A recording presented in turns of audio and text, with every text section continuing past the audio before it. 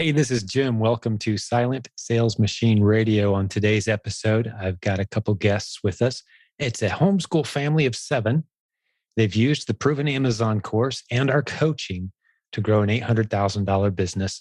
They expect to put well over $200,000 as their profit for the year in the bank. And it's a business that they do together.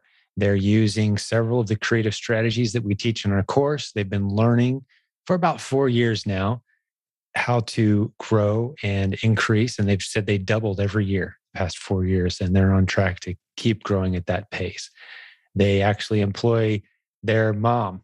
A 71-year-old mom helps do some prepping and packing for their business as well. And one of the cool things that was said off air, not during the recorded session today, was when Ryan shared with me that a conversation we'd had a few years ago at one of our live events where I'd encouraged him, and I'd encourage any dad with the same thing, that you can replace whatever kind of income you're earning in your good job, because he had a great job. He felt pretty set for life, he shared with me at the time and again today. But it wasn't anything compared to being able to be home, be around his family, have that flexibility, involve his children in his business and income, and work side by side with his wife on a flexible business plan that can be picked up and put down anytime you want to pick it up and put it down. The flexibility, the income potential, they just rave about where they're at. Now, one of the things we'll learn today in this episode is they're using several different strategies, all revolving around Amazon and selling physical product, but they're doing some wholesale, they're doing some private label, a lot of replens, and they still really enjoy the thrill of the hunt, especially Ryan, the thrill of the hunt when it comes to getting out into stores and just looking for great deals, stuff that they can flip and make a nice profit on, especially the higher ticket items. It's not hard to do. So they blended this into one beautiful pie. Like I said, it's about an $800,000 business, and they're doing extremely well and enjoying it. And you're going to enjoy meeting this couple. They're very candid. They don't hold back. They tell you like it is. And they say openly as well, one of my favorite parts, like, hey, we approach this business with prayer, because without God's guidance, we'd have missed all kinds of great deals that we otherwise would have walked right on by. So I really enjoyed that segment as well of today's discussion. So sit back, enjoy.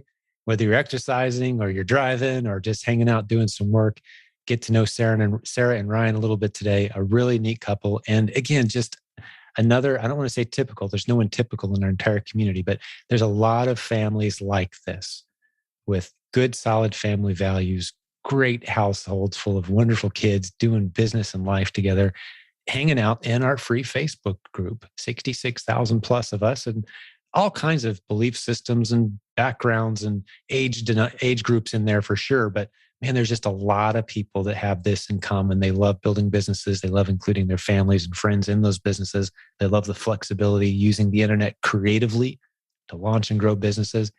Look in the show notes for a link to our free Facebook group if you're not in there yet. I think you'll really enjoy hanging out with us. So with that introduction, let's jump over and get Ryan and Sarah Robinson on the line right now. So Ryan and Sarah, welcome to Silent Sales Machine Radio. Thank you very much. Yeah, it's great to have you guys here. Hey, let's get right into your story. I'm eager to hear it. Okay, well, we are 3 years into full-time e-commerce sales. I spent about 20 years in the private public being the government employment sector, and we about 7 years ago we decided we wanted to implement our e-commerce full time. So I had a 4-year strategy. It took me about 4 years to put everything into place, and we jumped ship, and our sales have doubled each year since we've left. We're currently on pace for about 800,000 in Amazon sales this year. Great summary. 4 years in. And so you guys were overlapping. You were working full time. You said you had a government, private, public sector job. Mm-hmm. You were working your business, kind of building it up at the same time. So How much overlap was there? I feel like we need to rewind just a little, because we actually started like 20 some odd years ago. And we would sell on eBay, and it was crazy because I remember back then it was before the phones and all that. where you could check to see if something was selling. So we would be like, oh, I wish that they had phones where we, or something that we could figure it out. We'd go to the store and we'd write it all down. We'd take it back to our computer and look up completed listings. And we would, we would do all that. I remember those days. I remember doing that. You go home and do your research. Yeah. We got back to the store and. Yep. So those were the early days. And then fast forward, he was in the public work sector where he worked government jobs and all that. And then I started working from home, trying to supplement the income. We did a little bit of house flipping also during that time. Yeah. Okay. Cars. Yeah. So we're serial entrepreneurs for sure. But serial eventually arbitragers, right? Looking for opportunities all the time. That's awesome. Okay. Yes, for sure. So I started the blog that kind of supplemented. And then by blogging, I learned that I was listening to another podcast that was sharing about, it was for bloggers, this podcast was, but it was sharing about how somebody was making money on Amazon. And I was like, well, we still sell on eBay. Amazon's not that big of a stretch. Let me hear what's going on. And so because of that, we started like paying attention to what was around us, paying attention to the clearance items and all that at Walmart, because we live in a small town and we don't have a lot of store options here, but we just started paying attention. And then I slowly got the app where we could start scanning.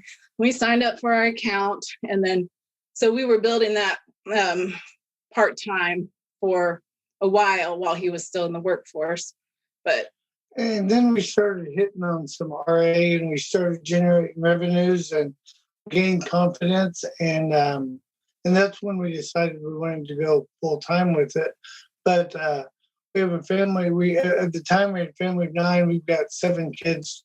3 of them are graduated high school now. We've homeschooled them the entire time.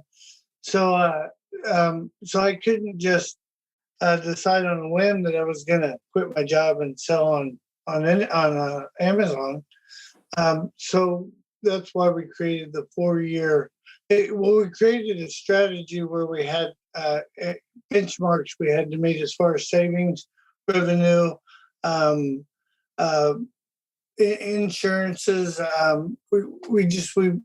We set out to mitigate any financial disaster that might come from quitting a job. And once we reached that point, we jumped ship. So.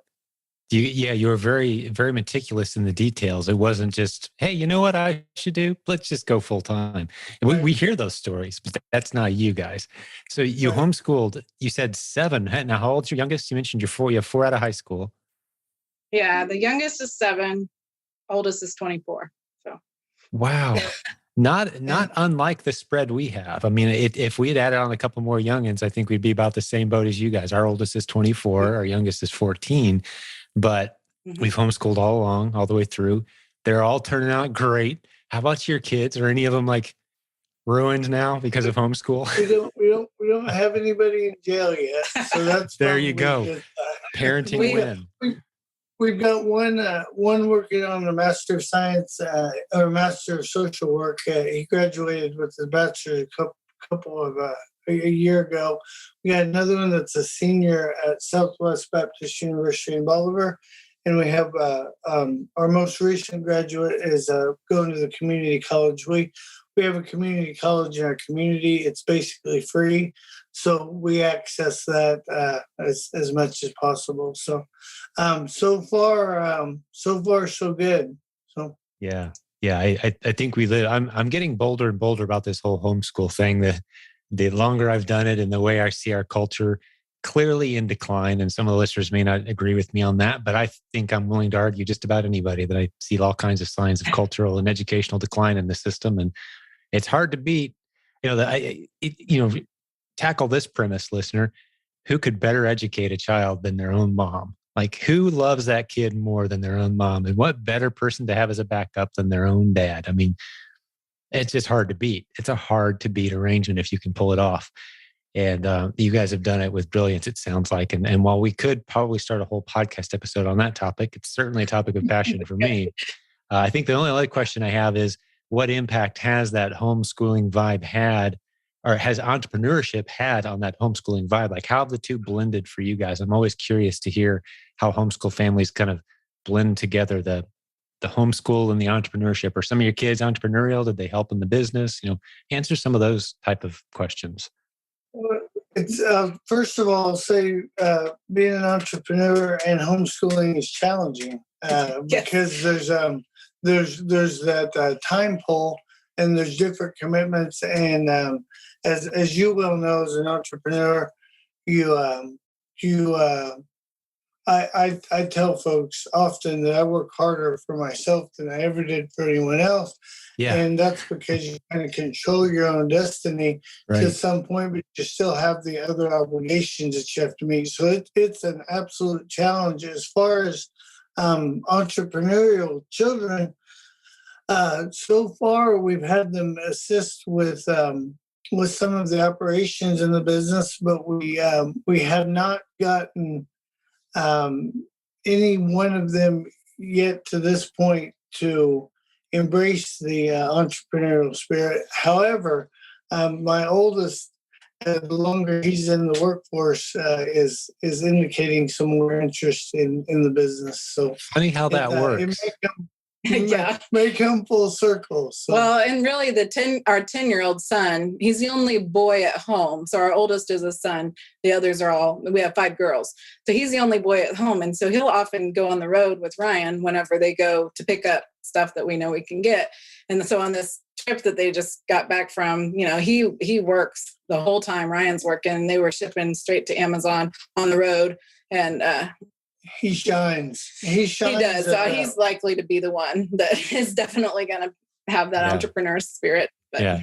And I think it's just a theory, but we'll have to check back in 10 years and see if I'm right.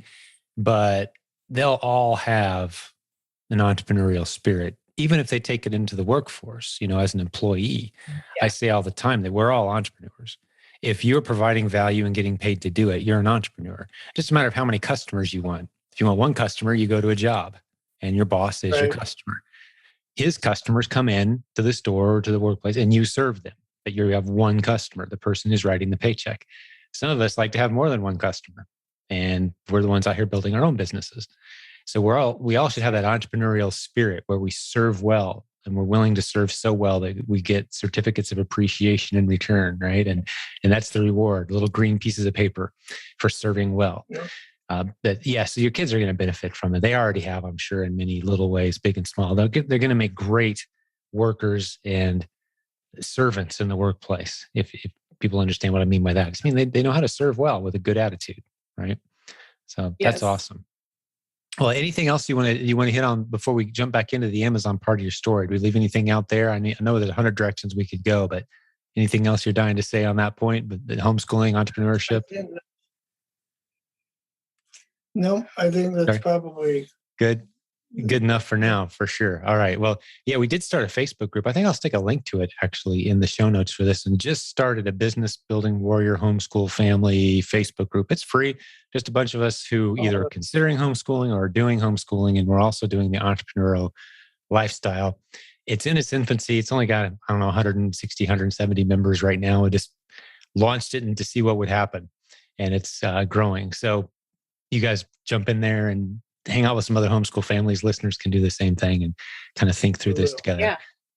So that's it. Got to stick together, right? But let's jump into your Amazon story for a second. Okay. So you guys have been doing e-commerce a long time. And one of the questions I'm eager to ask you, because I didn't realize how long you've been in it. It's rare that I run into people who've been doing this as long as I have. And you guys have been. Compare the different phases you've been through to what you're doing now. What I mean is the eBay, the early days, the searching the clearance aisles, those different aspects of what you've done over time, and you've had a degree of success. Compare that to you said 800,000 is what you're kind of expecting this year. Compare this model to those, because I know how I answer that, but I'm curious how you would answer it. We've tried to leave the clearance aisles and retail arbitrage behind a number of times, and we are unsuccessful at leaving those. Ryan likes them too much. I love them too. Don't get me. It's hard to walk by them. It is, because you just see little $50 and $20 bills and $50 bills laying on the shelf, right? We've gotten better at it. We've gotten more. We've gotten to where we recognize opportunities. We recognize the scope of opportunities better. Just because you buy a clearance item at one store doesn't mean that there's not opportunities nationwide to acquire more of those products if you're willing to go get them. In addition, the biggest change from the early days is that our margins, our ROIs don't need to be nearly as high. When we first started, we wouldn't buy anything that we didn't make 100% ROI on because we didn't have the capital to put forth. It was sheer economics. We didn't have that much to put out, so whatever we put out, we needed to get a big bang for. Now we can chase 40% ROIs. We can chase 40% margins. We can chase 50-60% ROIs. We do have a couple people that help us prep. We do all of our prepping in-house, prepping and shipping in-house. So we have a little bit of overhead, although we don't have a warehouse. We've got a shop on our property that we operate out of. So we save there, but our profit and ROI parameters have definitely gotten easier to work with, which allows you to expand the amount that you buy because obviously it's easier to find lower profit items. So that's the biggest difference. Is in the early days we had to have high ROI, high margins, and now we're not stuck so much on those. Gotcha. That, and we're using lots of different ways too. So we do retail arbitrage. Yes, we like that. And he really likes it because he likes to be on the go. He doesn't want to sit behind a desk. And so that works for him. For me, I have to be here more for the kids. So I tend to be the online arbitrage person. And I do a lot of the replans where, especially if I can order them, I am reordering everything that we can get and replenish over and over again. As well as developing wholesale accounts. And then she's got a private label product and we're looking to expand that. In fact, we're working with Nathan Bailey, who's helping us as a coach to develop some of her private label products and get those listings built. And he's been extremely patient with us because we do have all of these different avenues we're working. We sometimes don't operate as efficiently as we'd like on the private label, but so we're working the whole spectrum of the e-commerce, Amazon e-commerce, and we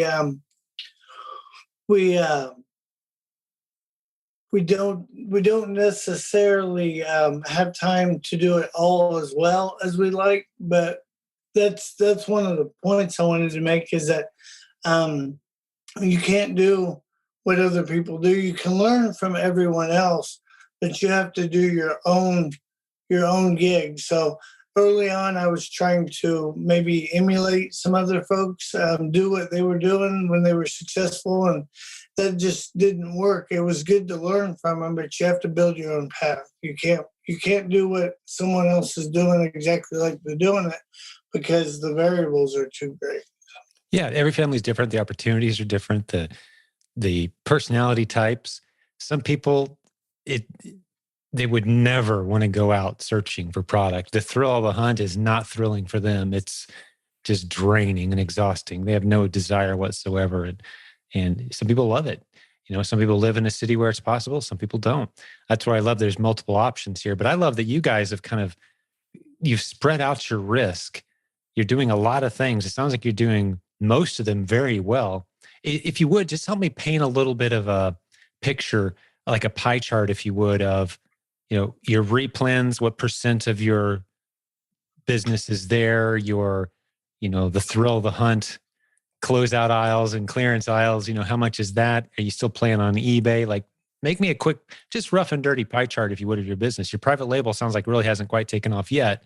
So there's not much there, it sounds like, but it's coming. Right. We probably do 10% wholesale, 5% private label, 35% replans, and 50% just straight RA. Now the RA though is not. I've gotten away from going in and hoping to find something. I target my RA opportunities where, based on different sale opportunities, different closeout opportunities, I know where things are, and that's why I was saying earlier I drove to Wisconsin and Pennsylvania from Kansas because I knew where there was retail arbitrage opportunities, and we shipped from the road. So it's the RA is a big portion of our business, but it's not your traditional RA. We've evolved from going in and looking for products to more going out and finding what we know is out there. So I'm curious how you distinguish the difference between a good Replan and a product you're willing to hop in a U-Haul with your kid and drive 4 days and go clear out all over the the tri-state area. Yeah, it's availability. It's ability to replan it. I mean, on one hand, it gets down to semantics. You sell 700 of one item. Is that a replan or is that an RA? Well, we have, and we kind of call that we call that an RA because we know that the stock's inevitably gonna, because it's a closeout item. So the stock's eventually not going to be there. However, a lot of your replans, the stock will eventually not be there as well, and you got to keep rolling over those replans. So it gets down to semantics, but according to the pie chart, that's what we do is 50% still RA. Okay, and how do you find those? I'm curious how you find those items that you consider RA and all those. I'm assuming those are higher ticket items to make it worth your time to drive all over the place and fill a U-Haul. They are. And honestly, I don't mean to give you a canned answer, but I'm going to just be honest. I think that we're pretty faithful at our with our work ethic, and I think we get rewarded by the Holy Spirit. He provides opportunities to us, and I know that's not real tangible, but we've had opportunities where there's no rhyme or reason why these products become available, and they just jump in your lap, and then we test them, and they sell, and the profit margin's good, the return rates are low, and so we go back and buy more. So mainly though, for a tangible answer, it's going to be that you have to be out there buying. You can't be at home looking on the internet and find RA opportunities. So once again, we have a unique dynamic because she'll keep the home fires burning and keep those replan dollars coming in, and it gives me an opportunity to go out and look. And the more you're out there, the more, as much as you can afford to be out there, the more opportunities will present themselves. So it's not rocket science. We scan products that are on the shelves, we test them, and if they go good, then we start looking around for other opportunities to acquire that product. Man, you packed a lot of wisdom in there, and I would say business building warriors are wise to heed the advice that I certainly heed in my own business, and that is approach your business with prayer.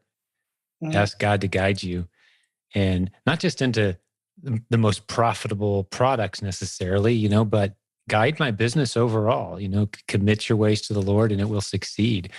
If it's not built according to God's plan, it's going to fail and just be dust eventually. All right. So those themes we understand as Christians, like, hey, who are you doing this for? Why are you really doing this? Whose business is this? And I think one of the things I like to encourage people to pray is help my business lead me into the relationships that you want me to have. I'll share a quick story along those lines where this business is relational. And anytime this comes up, getting guidance for your business, the relationship aspect, just a quick story. A young man who's a friend of ours, I've known him since he was an early teen, and he's got a family of, I think he actually has 7 kids now. But he called me up wanting some advice a short time ago. And he had 2 different job options open to him, 2 different opportunities, I should say, that were opening up in front of him. And he's like, man, on paper, these are both awesome, but I got to commit all into one. I can't do them both. I can't go half-hearted. I got to go all in with one or the other. And he started giving me all the technicals on option A and option B. And I said, a couple things. Have you prayed about it? And he's like, well, yes, sir, I've prayed about it. And I said, so which of these two opportunities, if either one of them, rather than going into the technicals, because I don't know these industries, which one of them leads you into the kind of relationships that you feel like God's been leading you towards? The people that you've been mentored by, or that you think you could mentor. Where are the relationship potential? Where's the relationship potential the strongest? And he said, "You just made the decision very clear for me. Thanks." Hung up. We parted ways. I haven't heard from him. I'd love to check in. It's been about a year ago. See how it's going. But this is a relationship business. So I encourage everyone to pray that along those lines too. I mean, it could be the cashier. I built relationships. You see some of the same people, some of the stores you go to, and have great conversations, encourage them, and buying their favorite candy bar every time you see them, kind of thing. This is a relationship business. So I love that you guys are seeking divine wisdom in your business. I encourage all business building warriors to do that, is actually just see it works. It definitely works. It absolutely does. And there's been opportunities and that there's been opportunities, and it goes both ways. Sometimes you have an opportunity cease right in front of you, and it disappears. And if you're not in the Holy Spirit when that occurs, then it can seem like a traumatic event. But there may be a very good reason why you're not supposed to pursue that opportunity, and that reason may be because there's another one pending right around the corner. And if you're focused on that old opportunity, the new one will pass you by. So it's imperative that you spend time, that we spend time with in prayer to pursue our options, and that's why I mentioned that. Again, I know it's not a extremely tangible answer, but you can't take that and follow it to a specific place, but you can. So I have a small story regarding that, actually, that pertains to our business. Last year we paid off our house, thanks to being Amazon sellers. Honestly, Q4 was great to us that year, and we paid it off soon after. And which we live in Southeast Kansas, the prices of homes aren't extremely high compared to the rest of the U.S., but especially the coasts, But anyway, so a month after we paid it off, we had an opportunity to buy my parents' house, which was significantly more. And we were just like, oh, should we go into this much debt? But we both prayed about it, and we were like, well, we don't want to go into the debt because we just paid it off. And we were really torn, but we really felt like we needed to be moving over to my parents because we're actually going to be helping to take care of them when we move. They're building a place on the property. So it's a very good opportunity for us to assist them as they age. But go ahead, I apologize. Yeah. And so anyway, we prayed about it. We felt like this is the direction we're supposed to go. And so we kind of we went with faith, thinking, okay, well, hopefully we can make enough at the next Q4, or, we didn't know how long it would take for this all to happen. But anyway, by the time, we're not quite there yet. We haven't moved yet. We haven't bought their house yet because they're still in the process of building. But by the time that we get it, we will be able to purchase it with no debt still. And honestly, I believe that everything that has come to us, the larger sales that have come to us this year, was as a result of that obedience. And he keeps sending us stuff that we never expected. So it's just an interesting twist to the story that is really cool, that he even cares about the details of keeping you debt free when that is something that you care so passionately about. And if you're following what he feels that you need to be doing, that he will take care of you in that way as well. That's phenomenal. I love the number of people in our community where faith is just such an integral part. Their walk with Christ is an integral part of their business. It's not this separate thing they do on Sundays. It's every day, taking it with them, making the decisions. And I believe we're all stewards. This is a biblical concept. I love the parable of the talents in the New Testament, where basically we're all stewards. We're all given something to work with. Maybe it's a little, maybe it's a lot, but we're all charged with the same stewardship call, and that is expand, grow, increase, do something with it. And that's relational, that's financial, that's territory, that's land, that's grow. That's what we're all told to do. among other things. But I love it. You guys sound like phenomenal stewards, and I just commend you on that. And it's encouraging. I hope it encourages a lot of other listeners today too. The way you've integrated life decisions and raising kids and taking care of parents and getting out of debt. Just beautiful. This is good stuff for people to hear. And sometimes it's like, oh, it's our story. It's what we do. Well, that's a powerful story. And it's very counterculture as well. Hopefully there's a lot of people listening to this considering like, maybe there's a different way to do life than what I've been doing. And it's a powerful story, guys. We didn't start that way too. I'd like to point out, we didn't start that way. We started out in debt. We got, well, and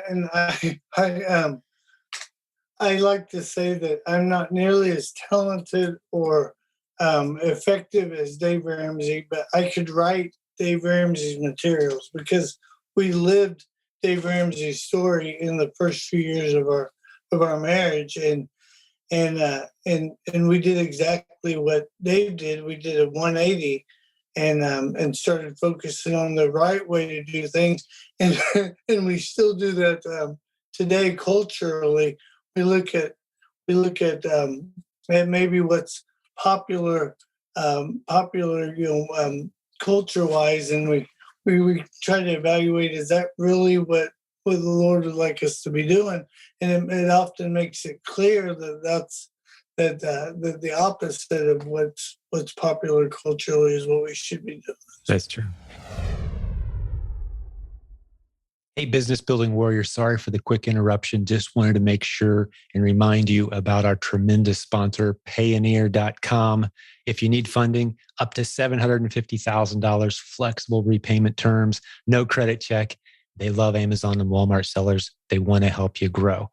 Payoneer.com/funding for 10% off the fees. Be sure to tell them we sent you. All right, let's get back to the show. We try to evaluate, is that really what the Lord would like us to be doing? And it often makes it clear that the opposite of what's popular culturally is what we should be doing. That's true. And for those who aren't familiar, Dave Ramsey is a top talk show host in the United States, probably top 2 or 3 most popular talk show hosts, talks about financial issues. But the start of his story was he went ridiculously into debt, over leveraged himself with a bunch of loans to buy a bunch of property, and then suddenly couldn't pay the bills and just went under big time. And now he's a leading financial expert and succeeding wildly, just business. And I love his business content. Well, actually, one of my favorite business books I learned a lot from is what's it called? The EntreLeadership is the name, by Dave Ramsey. He has a lot of small business material too. If you guys like Dave Ramsey, you like that book, EntreLeadership. And we've certainly been referred a lot of people from his community as well that have jumped into, once they're out of debt, it's like, all right, now what? Well, there's a lot of ways that you can grow incredible businesses using the internet creatively. And that's where we kind of take over. And so we've seen a lot of people, including Oscar Mutumbo, one of the popular guests on our show. He found us because people were talking about us in a Dave Ramsey discussion forum. And that's one of our most popular podcast episodes are the Oscar Mutumbo episodes. He's just a ball of energy and encouragement. And he did a great job speaking at our most recent event in Florida too. And you guys were there for that. Yes, we were. Yes, sir. Very awesome experience. Yeah. Talk about that for just a moment, and not so much that event specifically, but what vibe you get from this community and what that means to you. I'm curious what your take is. Well, first of all, when you're a self-employed e-commerce entrepreneur, I guess that's redundant, but when you're e-commerce entrepreneur in Southeast Kansas, there's not really a lot of people you can talk to that understand what you do, or can even wrap their minds around a particle of it. So what the community offers, it simply is, you alluded to earlier, we have a lot of like-minded folks who are in the same space, and it's great to be able to meet in person or online or on the telephone with folks who get what you do and get where you're coming from and can offer you sound advice that is somewhat counterculture because they get it. And so the camaraderie is probably the biggest thing because there's not another. I think our closest gentleman probably that I'm aware of is Greg Perry down in Tulsa. So, and I've met with him for coffee once or twice. So Greg's awesome, but there's just not, you don't have that camaraderie with your local community. So this community allows us to receive that. Yeah, do you beautiful. Have anything to add? What would you add to that, Sarah? Any observations? More of the same. I just really feel like the networking with the other entrepreneurs. I mean, just being able to sit down face to face, having a lunch or a meal, you just bounce off so many ideas that you don't get from the stage. And so the stage is important because it gets your mind flowing with all these things, but then the conversations you have with these new friends that you make are what's great. I mean, we've made some really great friends and planning on taking other trips with them. And it's just, it's been a lot of fun to get to know the people in your community. Well, we're going to ASD in Vegas with some people that we spent some time with in Florida. So yeah. I don't know if this episode will come out in time for folks to take advantage of hanging out with you there, but we've got several people from our community heading to Vegas for the ASD. It happens a couple times a year, and quite frequently I'll speak or some people from our leadership team will speak at the event. I'm not going this year, but several people from our coaching team will be there. So I'm sure there'll be some connections made. But enjoy that show for sure. Looking to expand your wholesale lines a little bit, maybe, right? Yes, for sure. Well, one question you said you guys are heading towards $800,000 a year. What is your overall margin, return on investment? Give me some numbers there. Well, after we pay our staff and our tools, it's probably about 27%. We run a gross margin of probably about 33% as a general rule, and then we have some minimal costs that we have to pay, and so it's running 26-27%. That's phenomenal. And I'm thinking, that income level, you're putting over 200,000 in the bank, basically, ballpark with your business, something like that after taxes and such, that's a nice income. I gotta imagine, especially in Kansas, like I'm kind of in a similar situation here in central Indiana. Property values are a little higher where I live than the rest of the state, but it's nothing compared to a lot of the country. So I love that. You guys have built something pretty special, and I'm just curious as I'm thinking about Kansas. Like when I think Kansas, a few pictures come to mind. Kind of like I imagine when people think Indiana. Like, what does your area look like? Are you in a neighborhood, or is it like 3 miles to the neighbor's house, or like where are you guys at? We live on 5 acres. We live 2 miles from Walmart. It's on a U.S. highway. Okay. So we're in the middle of a field. Basically, we have field on 3 sides, highway on 1. So is it farmed? Do you lease it out for someone to farm it, or? No, the farmer owns everything that's not our land. So we don't. Yeah, we just have 5 acres.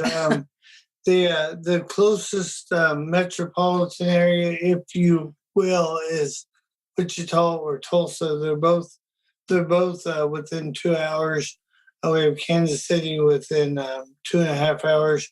So we spend a lot of time, or I spend a lot of time on the road. I drag her along as often as possible, but we have to drive, and that's just part of it.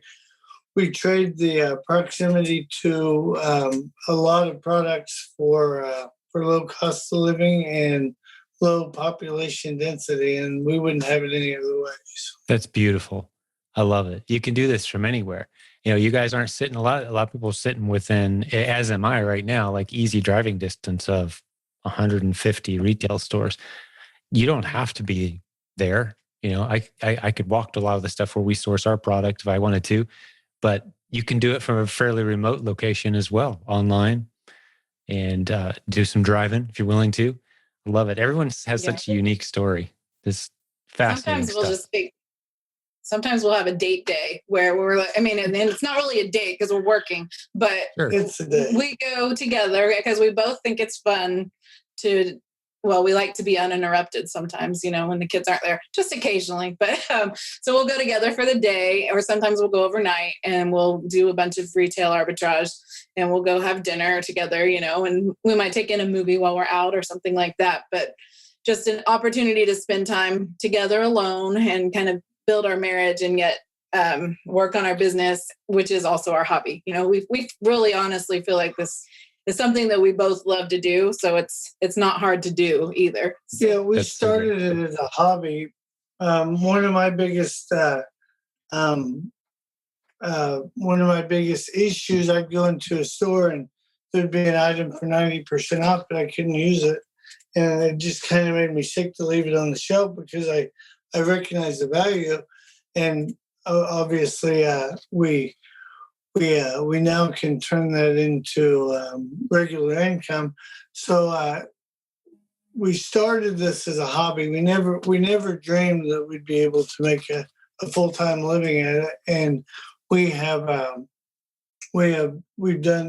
extremely blessed, and we've done far greater business than we ever thought possible at this point. So it all started as a hobby, as a way to make a little bit of extra money, as a way to cash in on value that was on the shelf that we couldn't leave there anymore. So it's been an incredible journey, and I feel like we're just getting started, and I feel like we're extremely far behind where we could be, or maybe where we should be, but that's only when I start comparing. So one thing I want to make sure your listeners know is not to compare themselves with other sellers, not to compare themselves with other businesses. They've got their own journey, and if they keep at it and they learn and they're dedicated, then they'll be successful. But I've struggled with fear of missing out and fear of growing too slowly, and it's just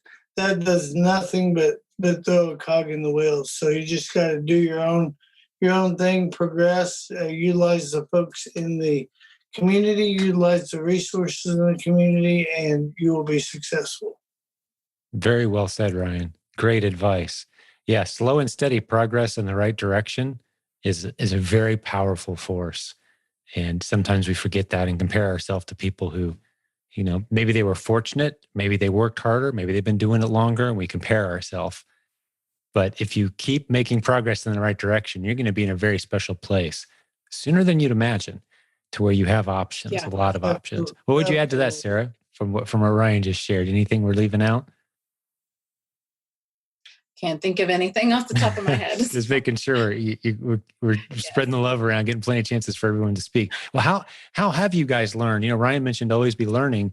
Like, what resources are you using? How you mentioned you were at our event. Are you proven Amazon course students by any chance?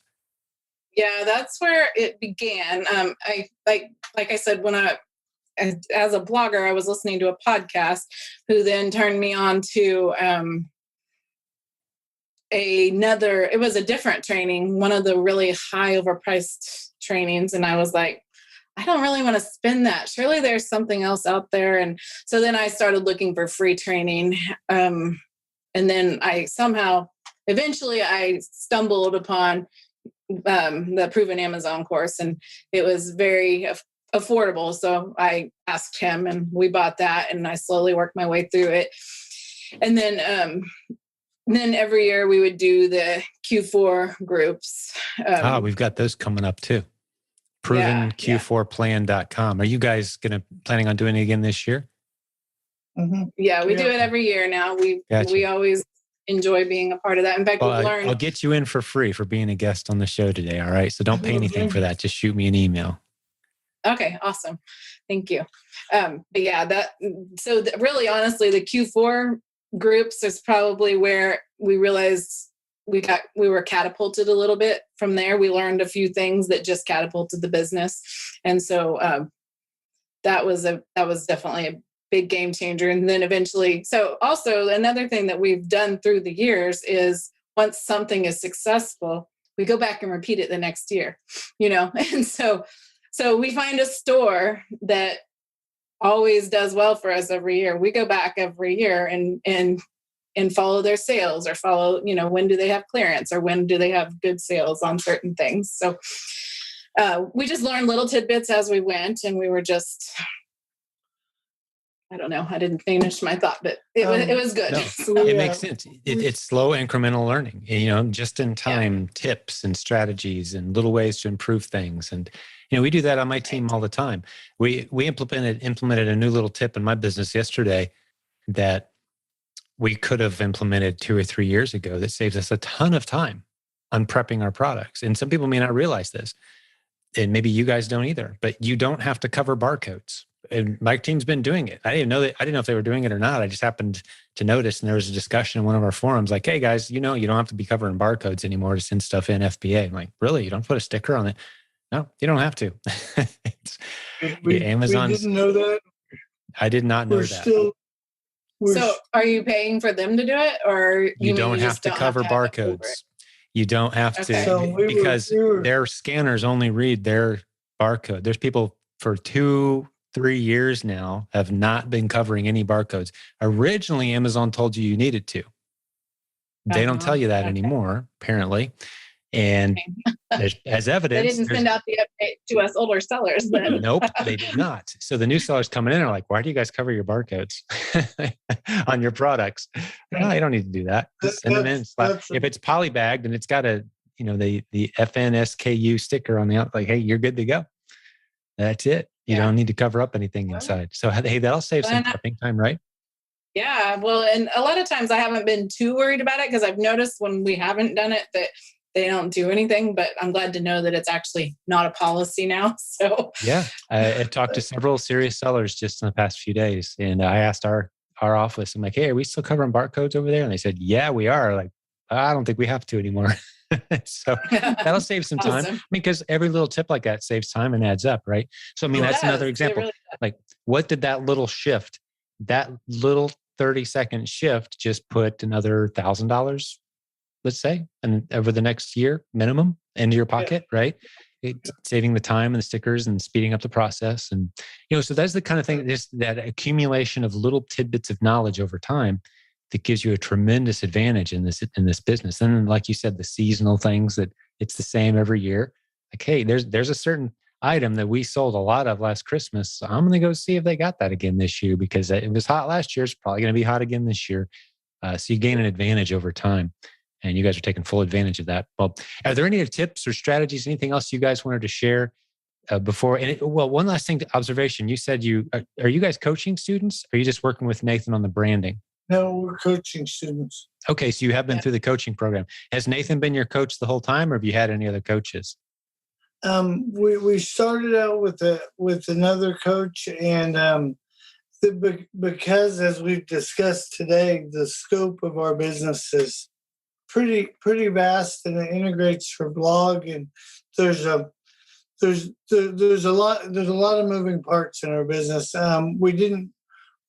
Us and our original coach didn't feel like it was the best fit, so gotcha. That's when we moved on. And once Nathan determined all of the moving parts that was in the business, he decided to take us on himself, because it is pretty complex. And so, sure.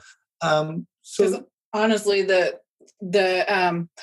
we started with the blog. We were feeding some traffic to Amazon to our one wholesale product from my blog, and we want to do a lot more of that. And Nathan is just the right one for helping us with that. And for sure. Anyway. We're hoping to reciprocate some Amazon traffic back to the blog as well, and start this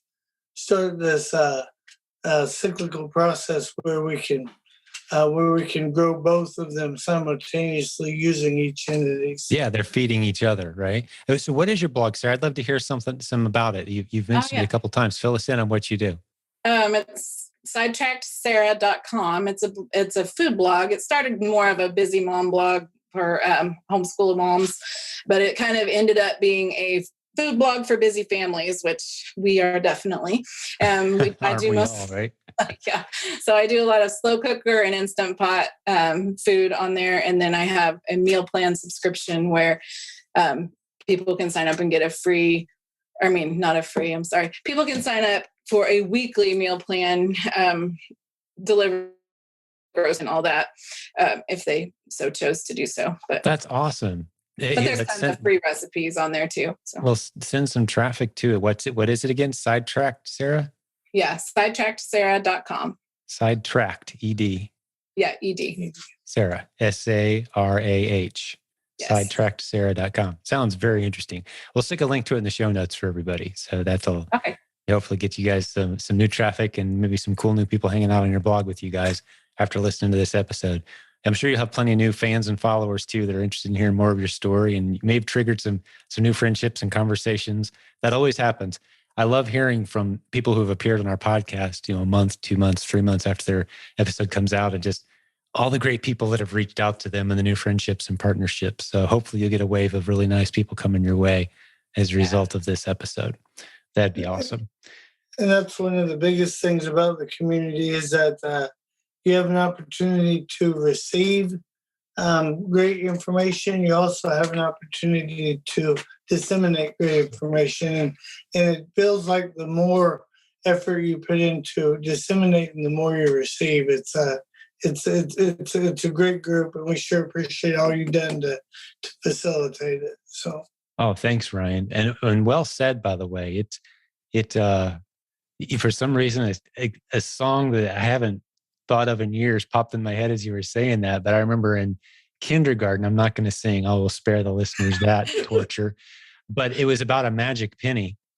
And it was something like, we had to memorize it and perform it for the parents, I remember. But it was like this magic penny. And if you hold it tight, you won't have any. But if you lend it or spend it or give it away, you'll have so many you won't know what to do with them.